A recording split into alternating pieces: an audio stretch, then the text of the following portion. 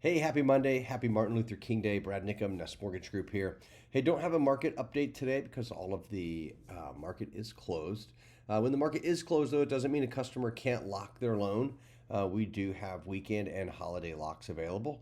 So even though the banks aren't working today, you can bet that we are. So if you have a client that needs pre-approved today, please don't hesitate to give me a call. I'll be in my office all day today. I've had a few buyers and even a few realtors come to me to think that home prices are starting to lose value and that this so-called bubble has popped and that there's a large influx of foreclosures on their way to the market and people should wait to buy.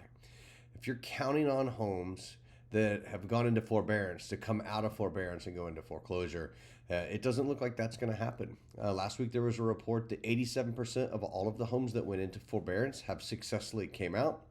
And they also reported that there's over 150,000 homes a week come out of forbearance. So that kind of keeps us from having this big influx of homes.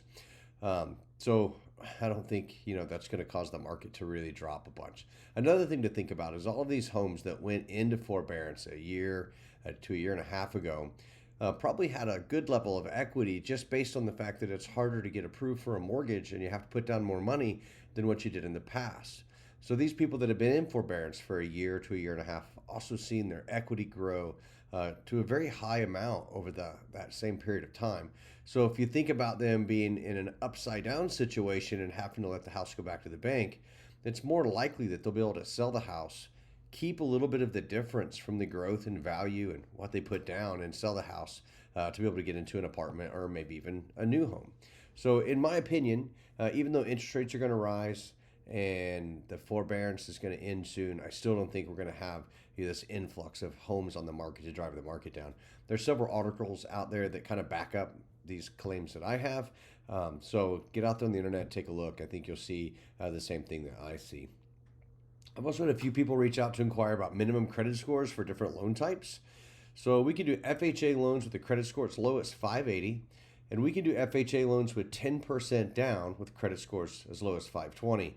But that 520 loan and above does have to receive an approved eligible NDU or LP to be able to move forward. The minimum credit score for a USDA loan is a 620, and the lowest credit score I can do on a VA is 580. We also can do alternative trade loans for people who have no credit scores on all government types. And we also do manual underwrites on all government loan types. So it does help us get some things done that other mortgage bankers cannot do. Let's talk about conventional loans. Minimum credit score for a conventional loan is a 620. But if you have a buyer that's putting down less than 20%, the interest rate on that low credit score is a lot higher than what it would be on an FHA loan. And also the mortgage insurance is significantly higher than what it'd be on an FHA loan.